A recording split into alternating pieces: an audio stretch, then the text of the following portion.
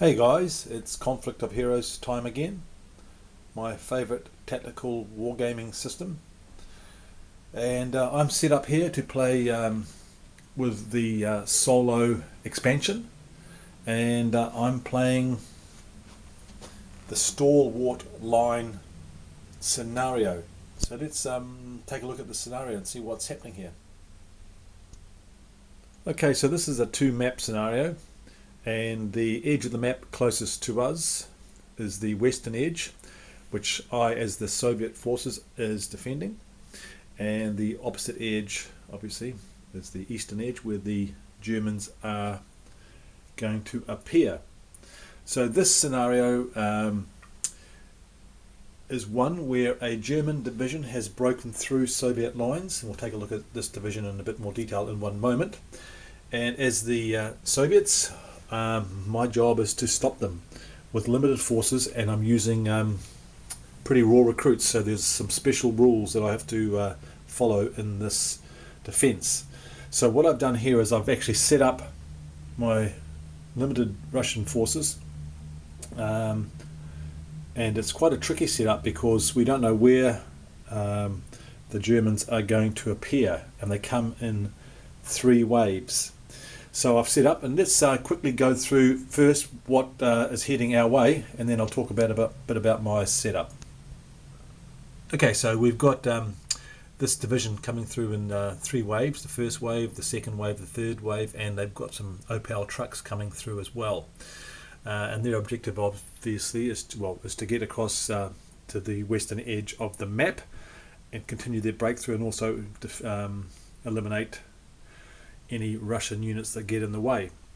So in the first wave coming through, we've got rifle companies, light machine gun companies, a mortar, half-track, and a Panzer IV.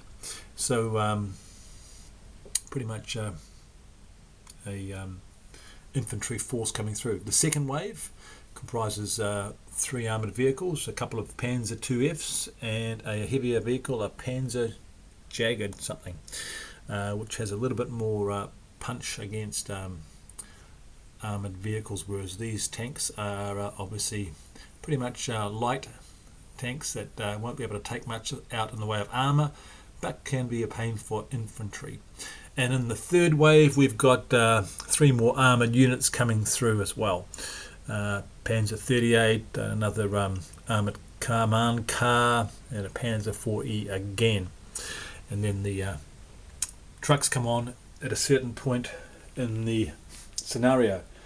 So those units will be appearing, depending on a die roll, anywhere along this front. And that was the dilemma for me as the Soviets, trying to prepare for that, not knowing where they're going to come from. So I've essentially had to spread my forces. And given that the units will come on, particularly the first wave, in quite a large number, this scenario poses a problem in that one of my points of defence can be easily overwhelmed. So, but the danger of putting all your forces in one basket is that the Germans may come over somewhere else, and they'll just have an easy walk through. So you're pretty much forced to cover everything. So let's take a look at my defence in a bit more depth. Okay, so on the northern edge of the map, we've got a objective point here, which we know that the Germans may be heading to. It's a major crossroads here. So I've placed a infantry unit and some light woods here to cover anything in this far area here, although they by themselves are pretty ineffective against some of these more highly trained German units. In the dense woods, just in the middle of the road there, I've got a medium machine gun, which has got some hasty defence on it as well. So it's got heavy woods plus that, so it's quite strongly defended, but again, armour may be a problem. Moving across, you can see there's a hill here, which is very close to this entry point, possible entry point here. So I've had experience with a scenario where I've deployed further back, and I'm just trying a deployment closer up, which could be a bit hazardous, but let's see what I've done here anyway. So on this highest part here, I've got on the left a Duggan 45 anti-tank gun, and supporting it is another medium machine gun dug in as well. And just panning back, we'll come back to the command vehicle of the Soviets in a moment, because that relates to the special rules for the scenario. Looking at the center of the board, of the battlefield, I've got in this clump of light woods here a rifle unit with a 82 mortar. So that rifle unit can actually spot, I think, across to here as well for that unit. And just a bit to the right, another rifle company in a lighter wooded area, because anything coming through here will have to be dealt with. I've sort of sighted this machine gun here so that it can traverse and cover this area as well. There is limited anti-tank coverage here though. Moving more to the south, from a bigger picture perspective, we've got these two hills here, a farm complex here, and another ridge back here. So I've deployed an anti-tank gun in the farm building area here. It has a field of fire through here and to some extent through here, and mind you, you're going uphill here and there'll be a blockage, so it's got a limited field of fire, but probably the best in the given situation. And to the right on this small hill here, I've got a infantry unit and a mortar. So pretty much spread out all my units, and that's the difficulty with the scenario for the Soviets. So let's look at this Russian command card. Packs a bit of punch in terms of anti-armor, firing on a 6, and it can move quite quickly. Now this Russian group of men are untrained recruits, and that is simulated in this scenario by the fact that the armoured vehicle, the command vehicle, has to be within 6 hexes of a Soviet unit for that unit to be able to receive orders. There are rules for units outside that command range to take orders, but that is based on drawing the AI cards and working through some of the priorities there. So it's not a great situation for the Russians to be in.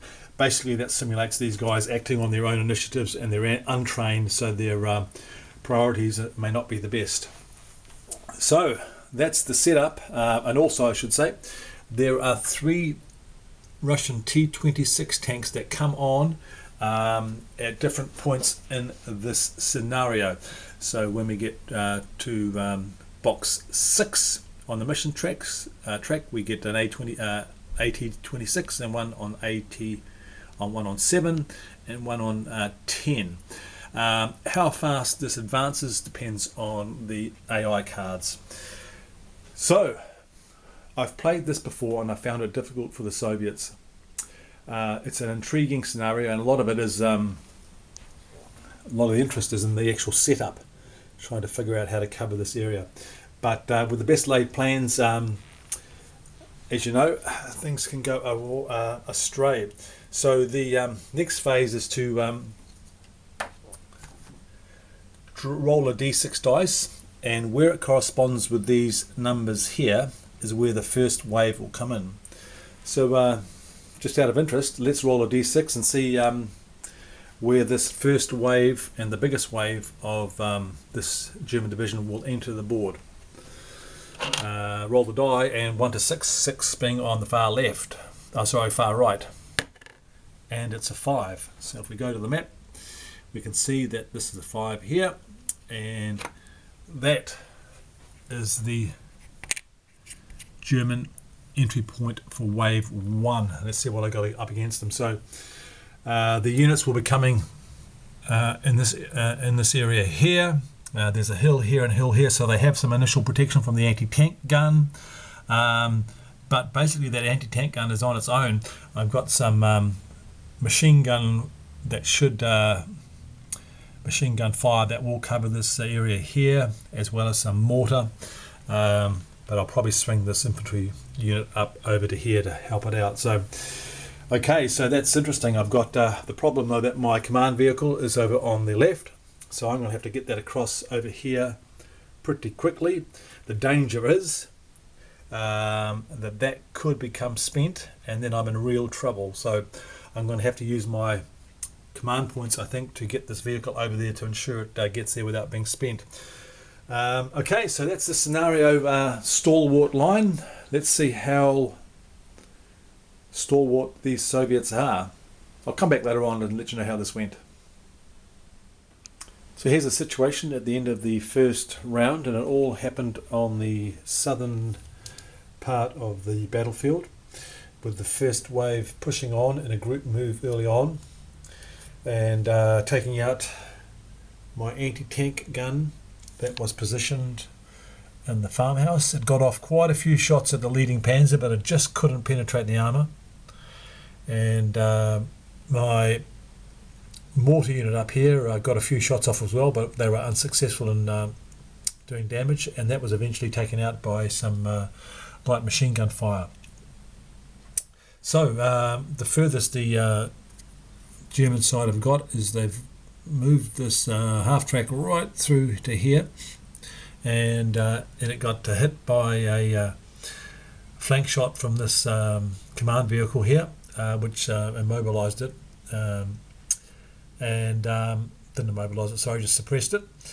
And so that's been the action. It was frustrating because my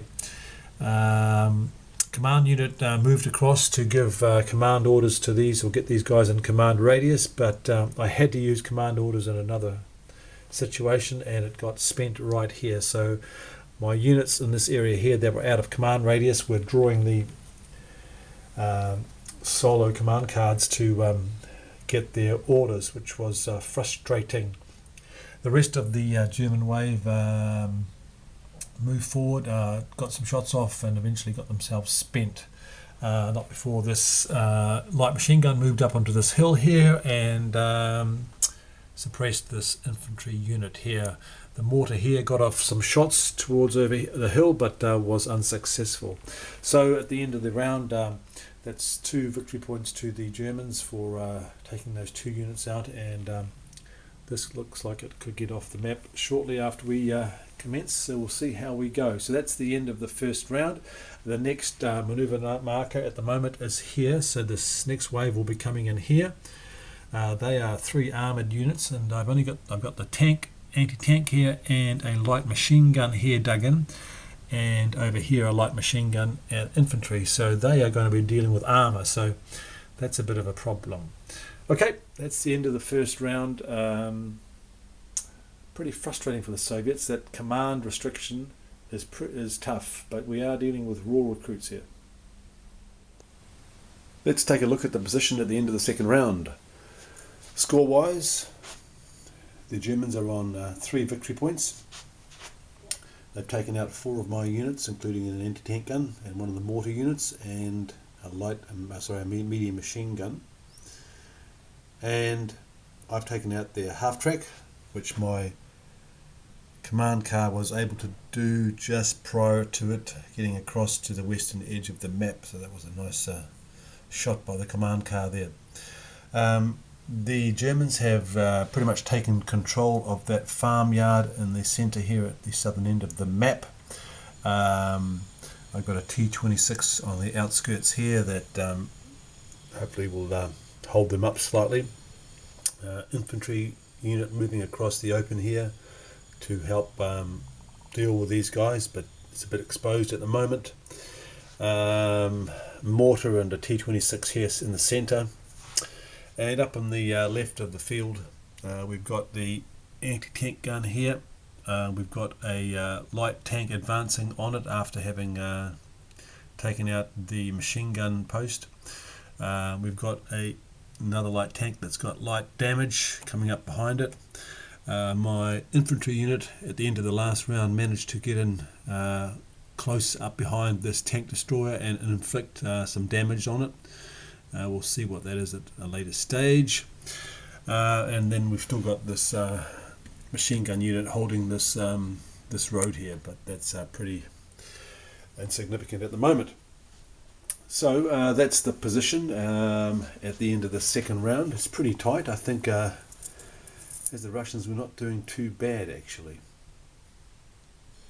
As an aside note, when I'm doing my spent checks, I'm not using the automatic pass marker, this one here.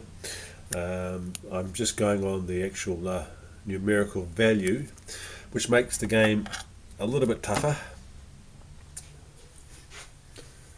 That's an optional rule you can do.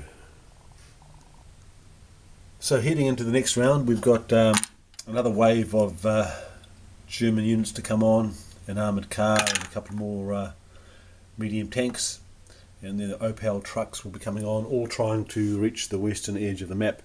So my remaining units will be trying to halt them back, and I've still got one T-26 to come on as a reinforcement. Okay, we'll give you an update at the end of this round, or the next round. Okay, let's view the battlefield. End of the third round, starting from the southern end. And on the central hill area here, the German armoured group of 3 tanks, one the tank destroyer, are moving up onto the hill, albeit very slowly. They've got a spent and damaged anti-tank unit to deal with here.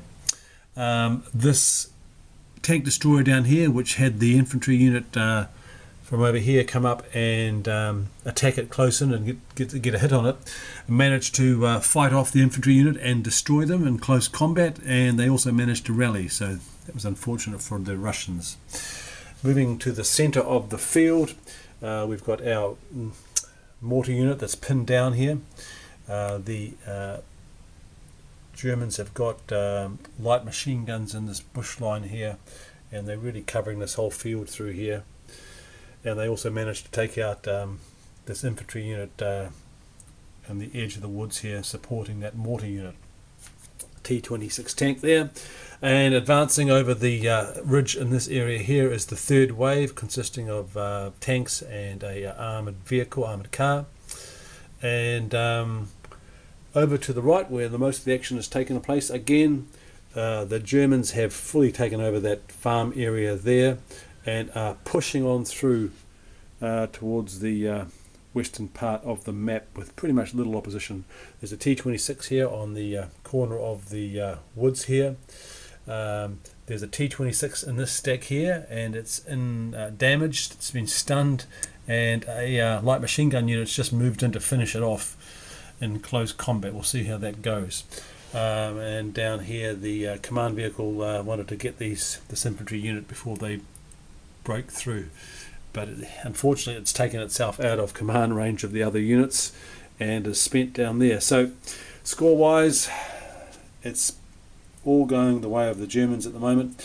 They've had 3, 6, 7 kills. Their score is